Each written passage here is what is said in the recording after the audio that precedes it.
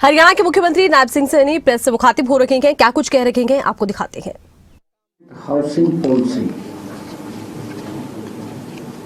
जो वृद्धजनों को सहायता प्रदान करने के लिए रिटायरमेंट हाउसिंग पॉलिसी में संशोधन किया है। जैसा कि आप जानते हैं कि वृद्धजनों की आवास और जीवन शैली संबंधी आवश्यकताओं को ध्यान में रखते हुए उनकी जरूरतों को बेहतर ढंग से पूरा करने के लिए मंत्रिमंडल ने आज कैबिनेट में निर्णय लिया है।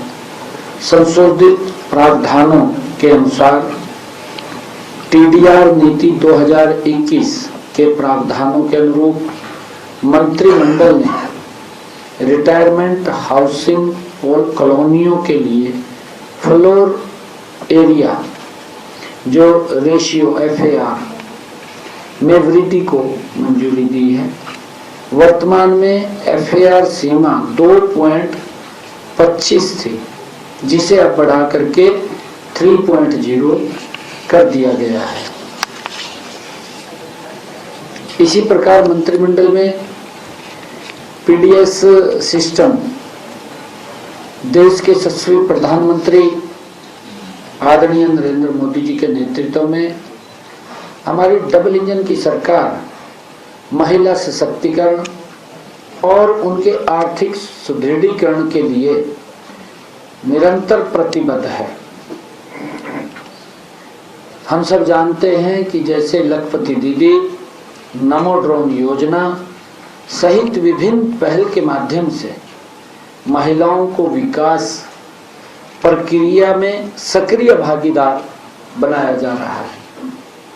इसी दिशा में एक महत्वपूर्ण कदम उठाते हुए सरकार ने, मंत्रिमंडल ने राशन डिपों के आवंटन में महिलाओं को 33% आरक्षण देने का निर्णय किया है।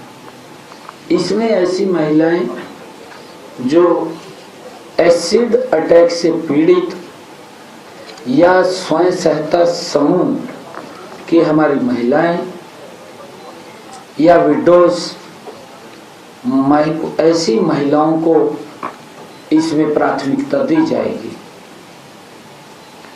और इस संबंध में आज मंत्रिमंडल में यह भी फैसला लिया गया है कि हरियाणा में targeted public distribution system licensing एवं कंट्रोल संशोधन आदेश 2026 में आवश्यक संशोधन को भी मंजूरी दी गई है। इसके अलावा सामान्य श्रेणी में CM पैक्स को भी प्राथमिकता दी जाएगी। CM पैक्स को, इन जो हमारे डिपो लॉट होंगे उसमें CM पैक्स को भी अब ये भी संशोधन किया है। अब राशन डिपोओं के नए लाइसेंस जो पहले 300 राशन कार्ड तक वो बनते थे, अब उसको चेंज करते हुए 500 राशन कार्ड तक से ऊपर वो दिए जाएंगे। जिनका पहले 300 तक था उसको 500 कर दिया, क्योंकि उसके 500 पे डिपो होगा। इसी प्रकार डिपो धारकों की अधिकतम आयु 60 वर्ष को लिखित आवेदन, पहले 60 वर्ष थी, अब उसमें थोड़ा मंत्रिमंडल ने निर्णय किया है कि जो हमारे डिपो होल्डर अच्छा काम करते हैं, जो पब्लिक बोलती है भी ये डिपो वाला बहुत अच्छा व्यक्ति है, ऐसे व्यक्ति को उनके अच्छे कार्य को देखते हुए उसको 5 वर्ष तक और बढ़ाया जा सकता है। ऐसे लोगों को जो अच्छा काम करते हैं। यह भी निर्णय किया गया है कि यदि डिपो धारक की अधिकतम आयु 60 या 65 वर्ष से 5 साल पहले कोई दिक्कत आ जाती है, डेथ हो जाती है, तो उसके कानूनी वारिस को वो डिपो प्रदान कर दिया जाएगा, उसको दे दिया जाएगा। और आवेदकों की जो आयु सीमा है, जब ये इसकी ऐड निकलती है तो 21 से 45 वर्ष के बीच निर्धारित की गई है। ये लोग इसमें अप्लाई कर सकते हैं और आवेदकों के पास परिवार पहचान पत्र तथा संबंधित क्षेत्र का निवासी होना वो अनिवार्य है, जो उसके अंदर कहा गया है। जो हमारी ये फेयर प्राइस शॉप हैं, उचित मूल्य की दुकानों के लाइसेंस आवंटन में महिलाओं के लिए 33% आरक्षण को रोस्टर प्रणाली के आधार पर लागू किया जाएगा, ये निर्णय किया है। मंत्रिमंडल की बैठक में Haryana village common land regulation नियम में भी संशोधन आज किया गया है। जैसा अब सबको पता है कि नियम में जो संशोधन 1964 में नया नियम 5A जोड़ने को मंजूरी दी गई है। इस नियम के तहत ऐसे प्रोजेक्ट्स को राहत दी जाएगी जिनके लिए CLU या लाइसेंस प्राप्त करने के लिए पर्याप्त रास्ता उपलब्ध नहीं है।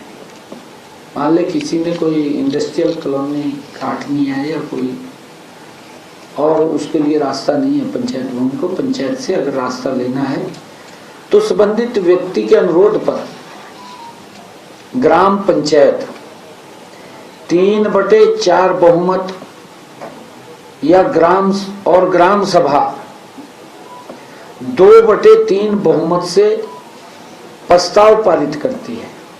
2/3 बहुमत से प्रस्ताव पारित करती है तो राज्य सरकार श्यामलात भूमि में नया रास्ता निर्धारित कर सकेगी। यह नया रास्ता ग्राम पंचायत के मालिकाना हक में रहेगा और आम जनता के लिए उपयोग के लिए रहेगा। नया रास्ता इस शर्त पर निर्धारित किया जाएगा कि प्रोजेक्ट लाइसेंस वाले क्षेत्र का 5% या पंचायत द्वारा रास्ते के लिए निर्धारित की गई भूमि के आकार का 4 गुना, मान ले जितना रास्ते में जमीन गई है उसका 4 गुना, जो भी अधिक होगा उसके मालिकाना हक का हस्तांतरण किया जाएगा। जो भी ज्यादा होगा उसको देना पड़ेगा। मान ले 4 गुना ज्यादा जमीन देनी पड़ेगी। 4 एकड़ मान लिया 20 रास्ते में तो 16 एकड़ देनी पड़ेगी। 16 एकड़ देनी, उसका 4 गुना देना पड़ेगा जो भी उसको रास्ते में चाहिए। ऐसी हस्तांतरित की गई भूमि प्रोजेक्ट के लिए मंजूर किए गए क्षेत्र का हिस्सा रहेगी और पूरी तरह से विकसित रूप में तथा बाकी प्रोजेक्ट क्षेत्र में प्रयोग होने वाली जन सुविधाओं तक पहुंच के साथ दी जाएगी। राज्य सरकार द्वारा समय समय पर तय की जाने वाली अन्य शर्तों का पालन करना भी अनिवार्य होगा। इस निर्णय से पंचायतों को फायदा मिलेगा। नए प्रोजेक्ट आने से विकास को गति मिलेगी। आज मंत्रिमंडल ने यह भी फैसला किया है, क्योंकि मैंने विधानसभा के बजट सत्र में घोषणा की थी कि एक्सपर्ट कमेटी ने जो हमारे अकुशल श्रमिकों की न्यूनतम मजदूरी को मौजूदा 11,257 प्रति माह से बढ़ाकर 15,200 प्रति माह करने की सिफारिश की है। इस पर शीघ्र ही निर्णय लेकर 2026-27 में न्यूनतम मजदूरी में बढ़ोतरी की जाएगी।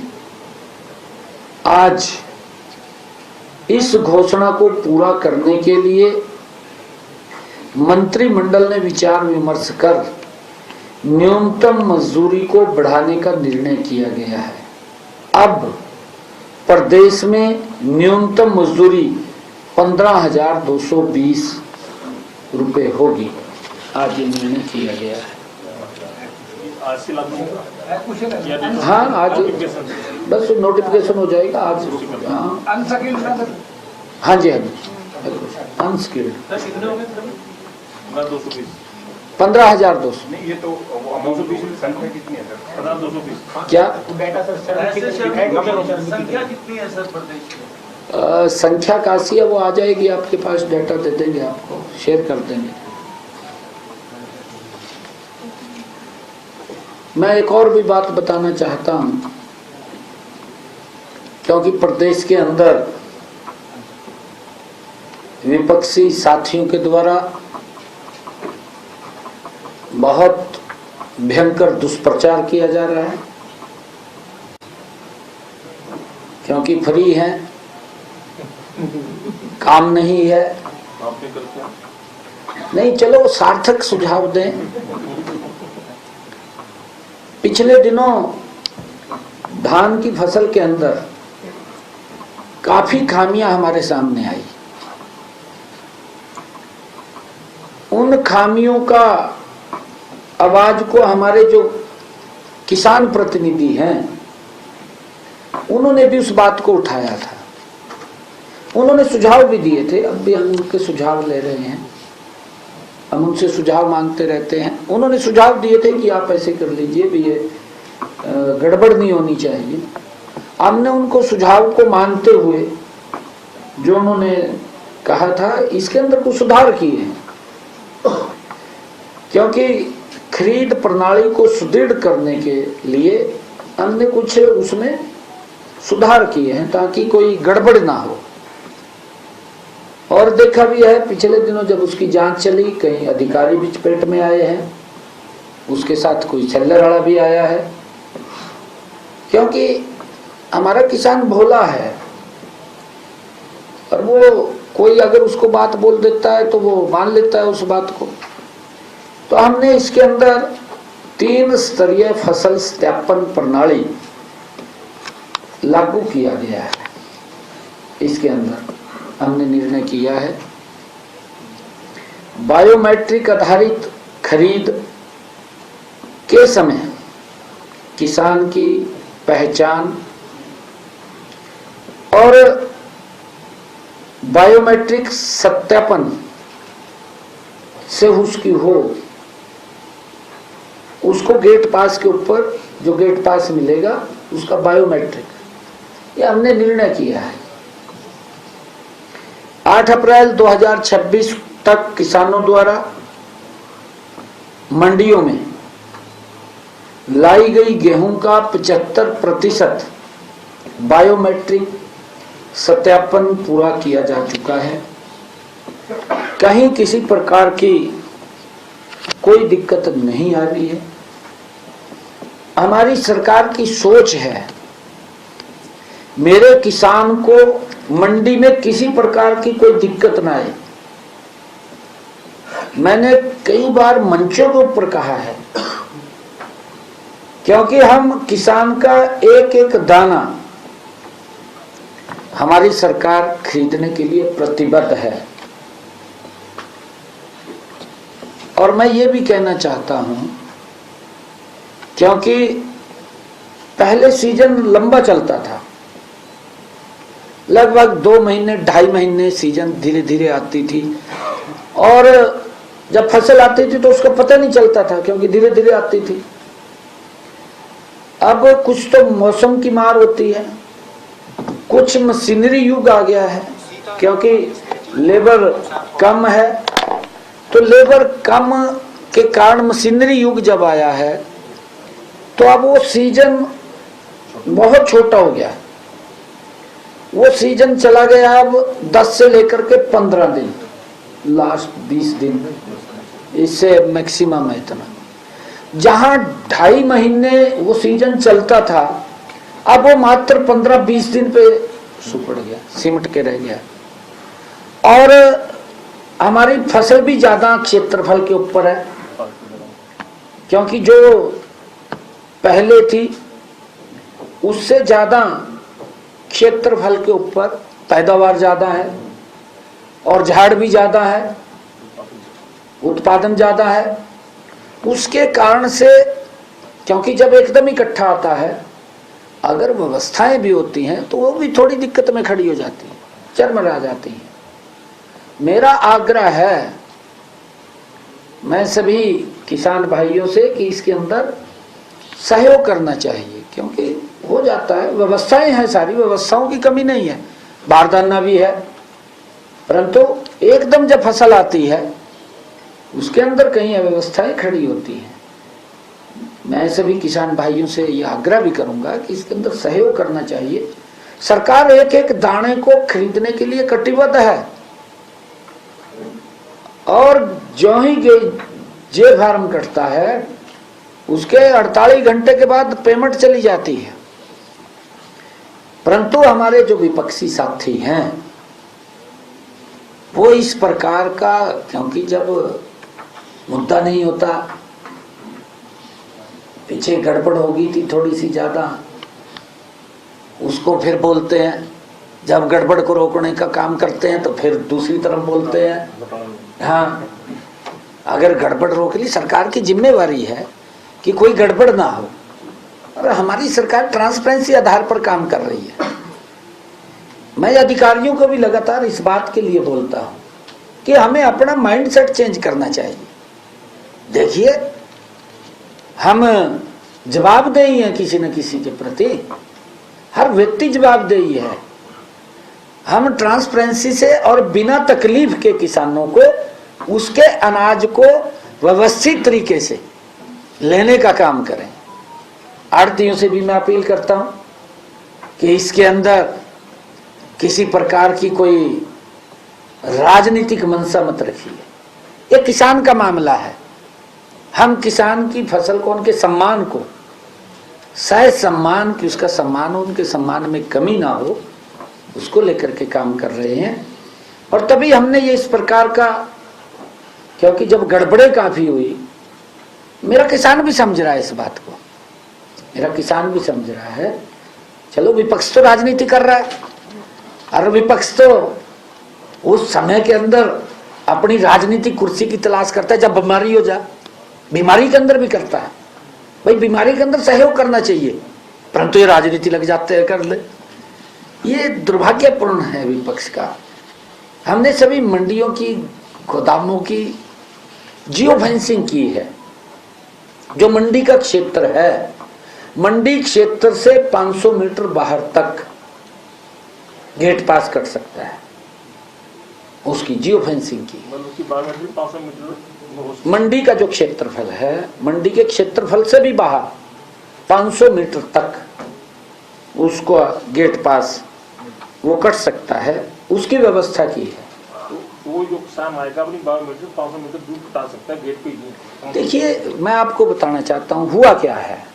हुआ ये है कि हमने गेट पास अलाउ कर दिया, घर से ले आए, हम व्यवस्था दे रहे हैं कि उसको रोकने के लिए है, परंतु किसान हमारा सहयोग कर रहा है। ऐसा नहीं है कि सहयोग नहीं कर रहा, किसान उसके अंदर आकर के सहयोग करता है। मैं धन्यवाद करूंगा सभी का, अपने किसान भाइयों को समझ रहे हैं इस बात को कि कहीं ना कहीं कोई गड़बड़ तो कर रहा है, तो किसान हमारा समझ रहा है, वो सहयोग करता है इसके अंदर।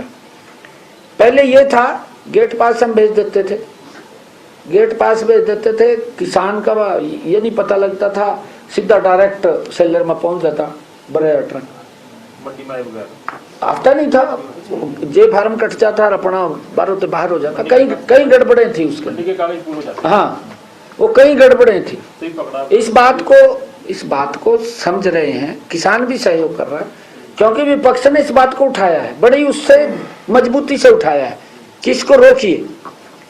अब उसका सिस्टम है रोकने का।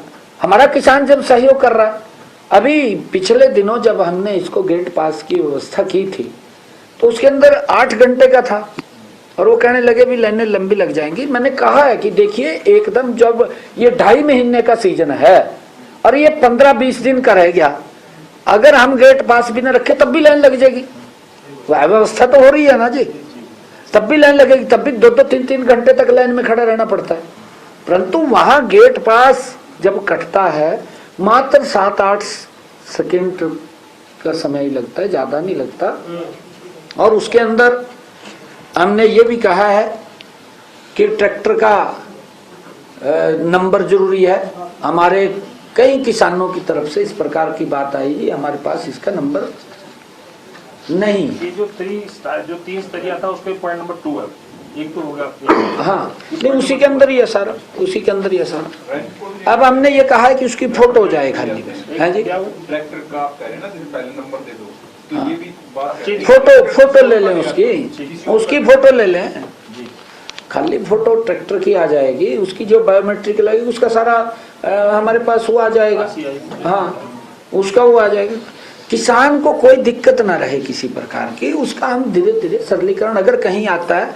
हमने मंडियों के अंदर एक हमारा उच्च अधिकारी जिले का मंडियों की जो परचेज है उसको देख रहा है, उसको एक एक जिला अलॉट किया हुआ है। हाँ, सेक्रेटरी लेवल का हमारा एक अधिकारी एक जिले को देख रहा है कि वहाँ जो मंडियाँ उसकी सारी फॉलोअप करता है व्यवस्था को लेकर के। फिर हमने डीसी को वहाँ से उसका वो इंचार्ज दे रखा है कि कहीं अगर कोई दिक्कत हो तो तुरंत उसको संज्ञान में भी दें और उसका समाधान भी खोजें।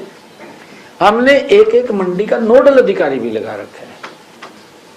हमारे सभी विधायक मंत्रीगण भी जा रहे हैं मंडियों के अंदर भी, किसी प्रकार की कोई दिक्कत कोई समस्या न रहे और उसको लेकर के किसान को किसी प्रकार की न दिक्कत आने देंगे, ना कोई जुम्मस आने देंगे, क्योंकि हमारी सरकार किसान हित के लिए काम कर रही है, किसान की मजबूती के लिए काम कर रही है।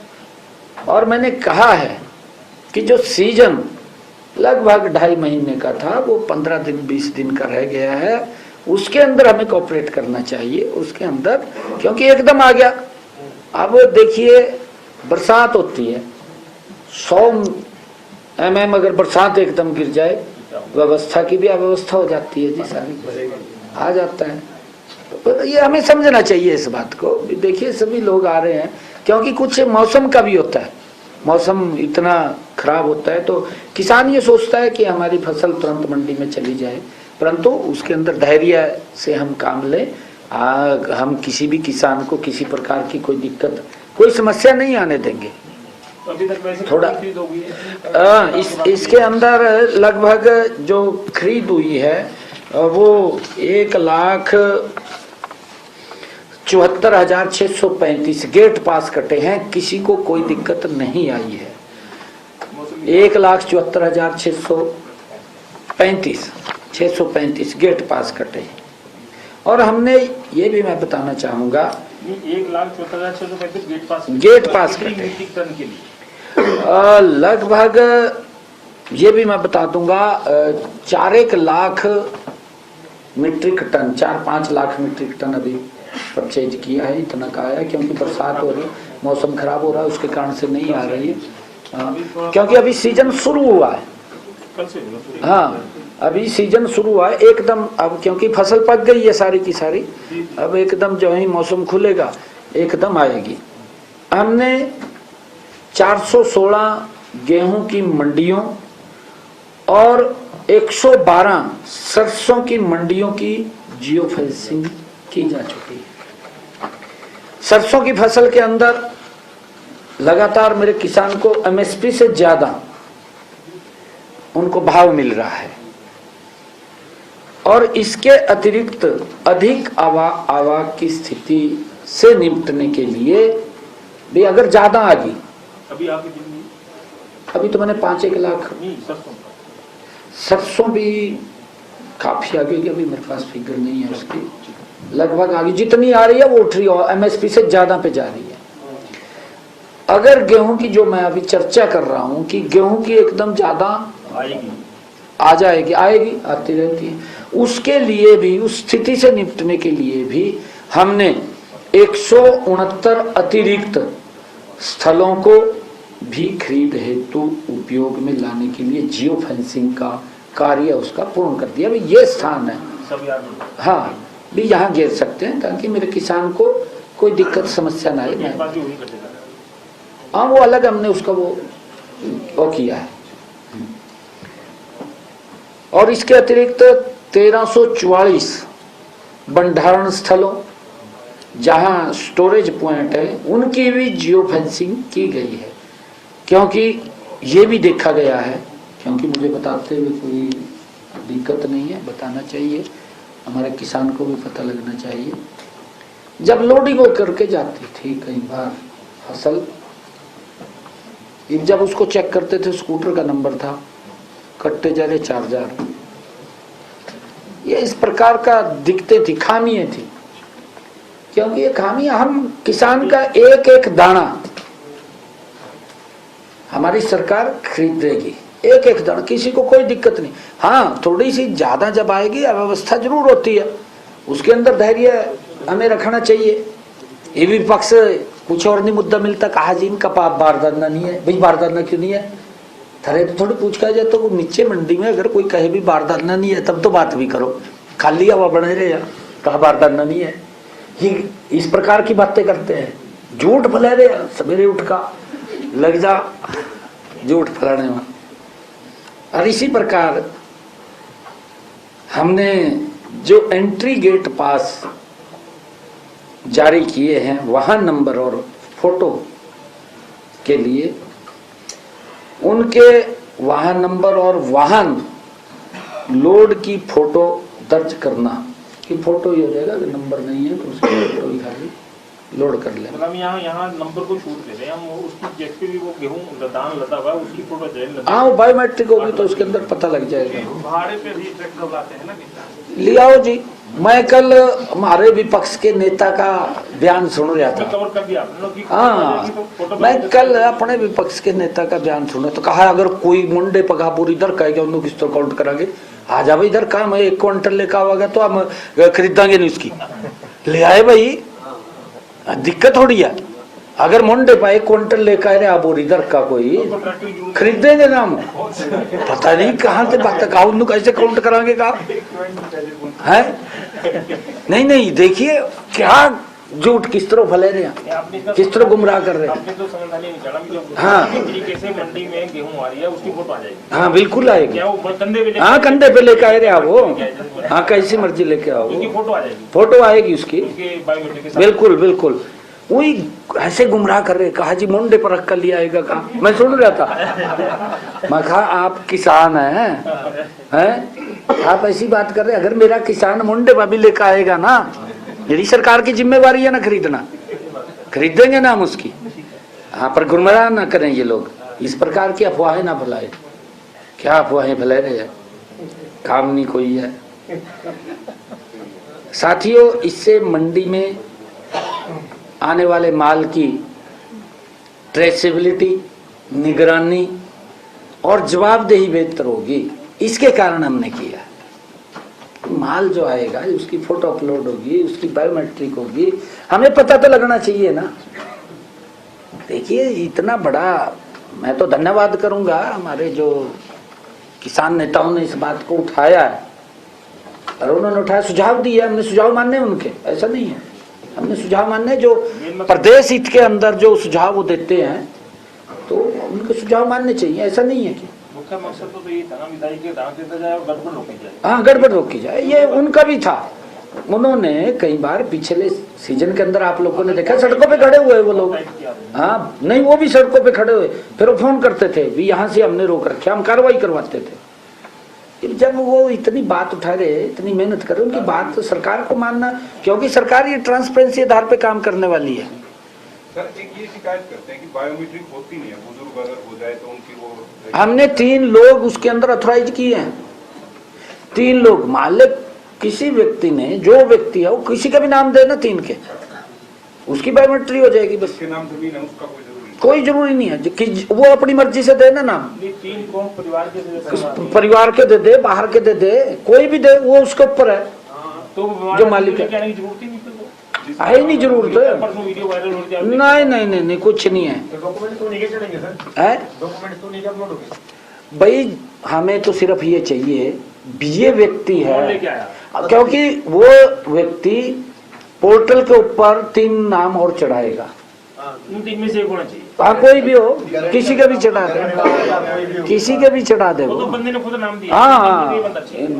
कोई भी किसी का भी चढ़ा दे, कोई दिक्कत नहीं है। ये ऑप्शन दे दिया आपने। ये तो पहले से ही दे रखे थे। मैं तो कह रहा जब वो कह रहा हाजी मुंडे पदर का है क्या बोरी भैया है क्या, तो आए जाने देना, अच्छी बात है।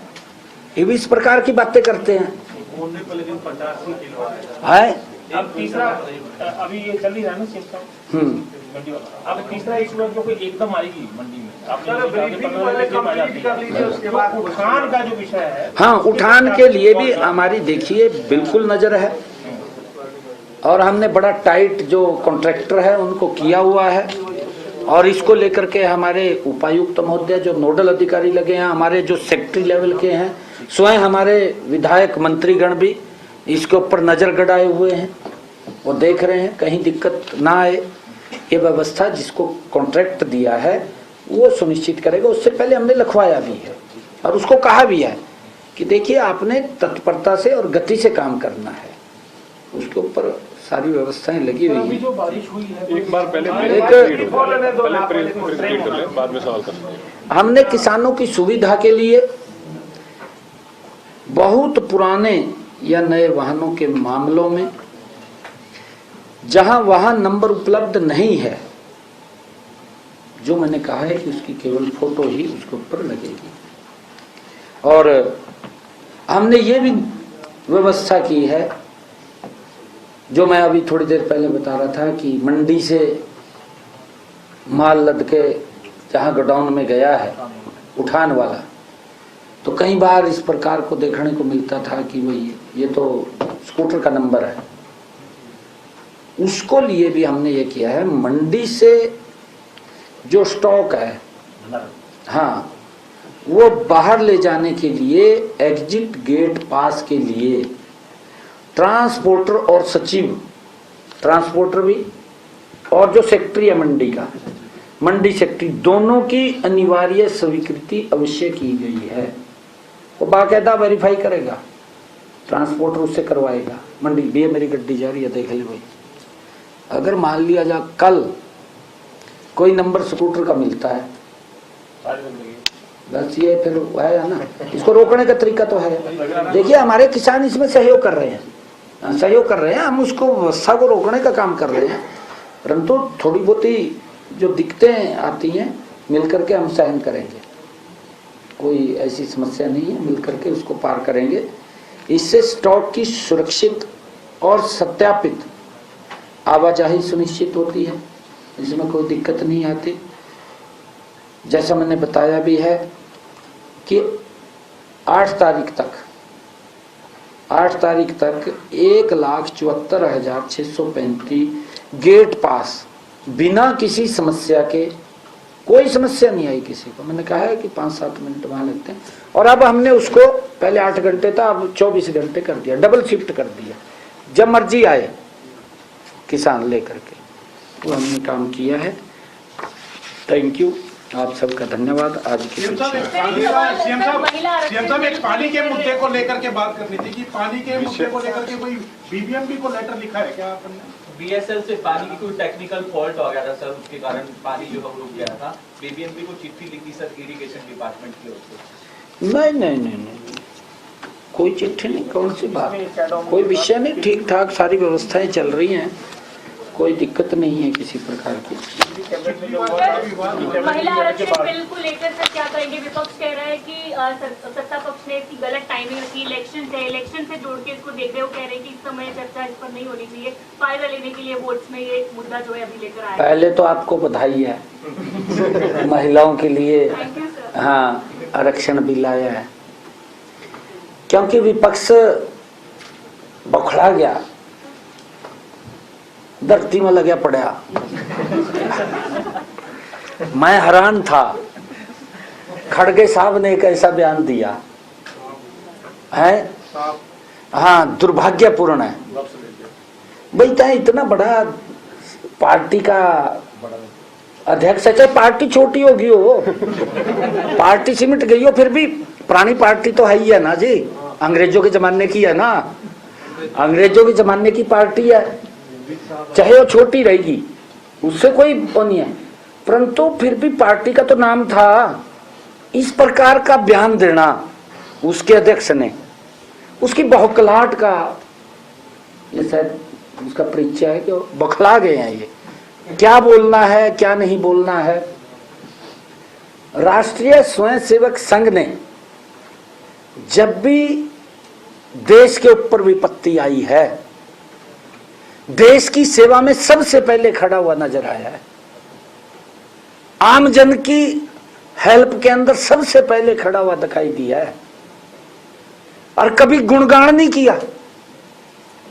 ये नहीं कभी कहा, कहीं आपके टीवी चैनल पर नहीं कहा, कहीं अखबार में नहीं कहा, शांत तरीके से कितना गजब का वो लोग काम करते हैं, शांत तरीके से।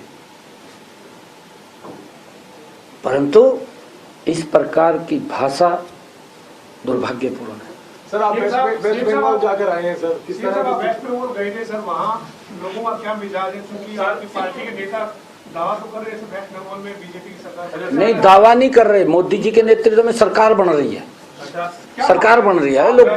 लोगों का जो उत्साह है, जो जोश है, क्योंकि ममता दीदी ने, क्योंकि लोगों ने बड़ी, जो मैंने वहां से रीड किया है, क्योंकि मेरे 2-3 चक्कर लगे हैं, अभी और लगेंगे, मैंने जो बंगाल के अंदर रीड किया है, जो देखा है, लोगों की आवाज को सुना है, ममता से बहुत ज्यादा त्रस्त हैं। त्रस्त इसलिए है क्योंकि कम्युनिस्ट 35 साल तक बंगाल के ऊपर शासन किया।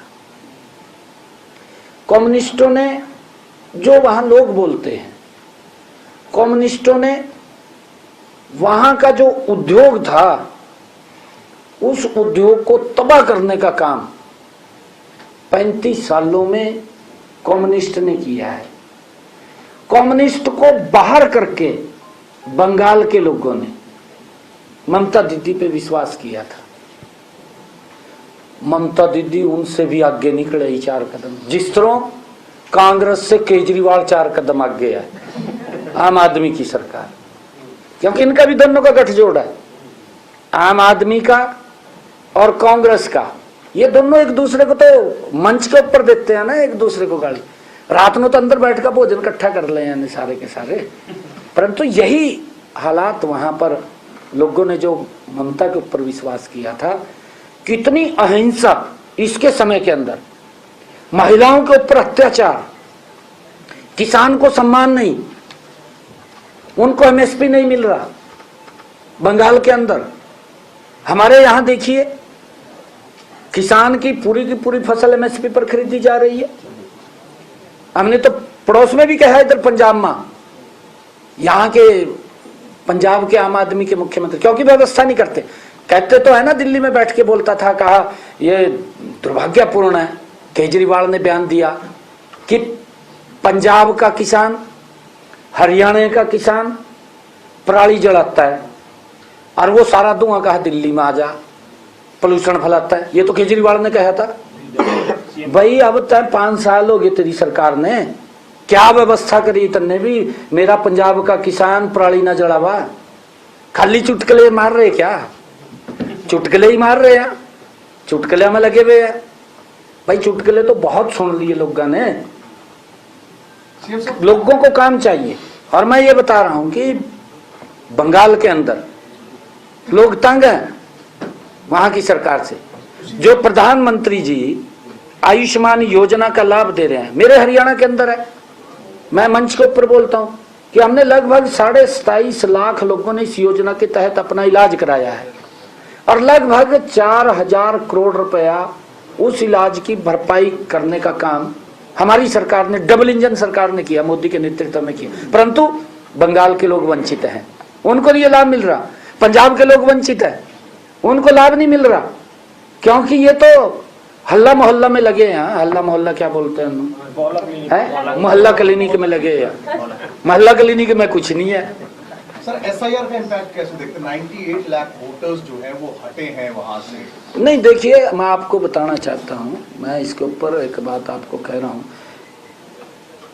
ये चुनावी योग की अपना प्रक्रिया है, क्योंकि ये हर बार होता है एसआईआर, कोई ये अब नहीं हुआ है, ये लंबे समय के बाद हुआ है, क्योंकि चुनाव आयोग उनका अपना एजेंडा होता है। चुनाव आयोग एक संवैधानिक संस्था है और वो अपने तरीके से करते हैं, वो सरकार के कहने से नहीं करते। उन्होंने एसआईआर किया है, मतलब तो उसमें शुद्धता तो होनी चाहिए भाई, कोई चले भी गए हैं, कोई ये थोड़ी है उसके अंदर, तो पहले तो हर 5 साल के बाद होता था, अब तो बड़े लंबे समय के बाद हुआ है। ये तो खाली अपनी हवा बना रहे हैं। परंतु सबसे बड़ा दुर्भाग्यपूर्ण काम जो ममता ने किया वहां पर, जो घुसपैठियों को वहां एक सुरक्षित स्थान दे दिया, जो हमारे वहां के बंगाल के लोकल लोग थे उनको आर्थिक रूप से भी, सामाजिक रूप से भी और सांस्कृतिक रूप से भी उनको बड़ा उसका नुकसान हुआ है, बहुत बड़ा नुकसान हुआ है। और उसकी जिम्मेवार ममता है, इसकी जिम्मेवार ममता है कि उनको संरक्षण दिया है। हम तो ये बात कह रहे हैं कि देखिए हमारी सरकार जब बंगाल के अंदर बनेगी, घुसपैठिए को जहां से आया वहां भेजने का काम करेंगे। घुसपैठिया क्यों रहे जहाँ से? मुख्यमंत्री जी पिछले दिनों आरती पंजाब के आपसे आके मिले थे, आरती मिले थे सीएम साहब, आरती आपसे मिले थे पंजाब के आके सीएम हाउस में, तो हमने पंजाब सीएम से सवाल किया था कि भाई भारतीयों को परेशानी हो रही है, और हरियाणा सीएम से मिले, अपनी अभी सुस्त है, वो कह रहे हैं वो आड़त पंजाब में जाके कर लें। आपको बोल रहे हैं वो कर ले, और दिल्ली में जो है उसको वो करवा लो। कौन कह रहे? सीएम पंजाब मान साहब जो आपके रिश्तेदार हैं जी। देखिए मैं एक बात कहना चाहता हूँ, जब तो बड़ी अच्छी बातें करी, बड़ी रीला चल रही है, भैया चुटकुले में बात करता था, चुटकुले कुछ और है और काम कुछ और है। लोगों को काम चाहिए, चुटकुले नहीं चाहिए। चुटकुले तो पेट थोड़ी भरता है, चुटकुले तो 2 मिनट ताड़ी मार लेंगे लोग, बस खाना तो खाना है ना, व्यवस्था तो खड़ी करनी है, व्यवस्था तो खड़ी हो ही नहीं। केजरीवाल भी लुकता फिर रहा है भैया, कम से कम ऐसा बताए ना। वहां तो दिल्ली में जो कहते था, कहा जी मोदी ने रोक रखा, भाई तेरे पास यहाँ से इब्जा खुला समय है, इब तेरा कौन से रस्से बांध लिए मोदी ने, तय कर लेना वहां से, किसानों को दे पैसे, किसान की उसकी फसल का पैसा देना, सारी फसल खरीदना, क्यों नहीं खरीद सकते? कानून व्यवस्था का क्या दिवाला निकला?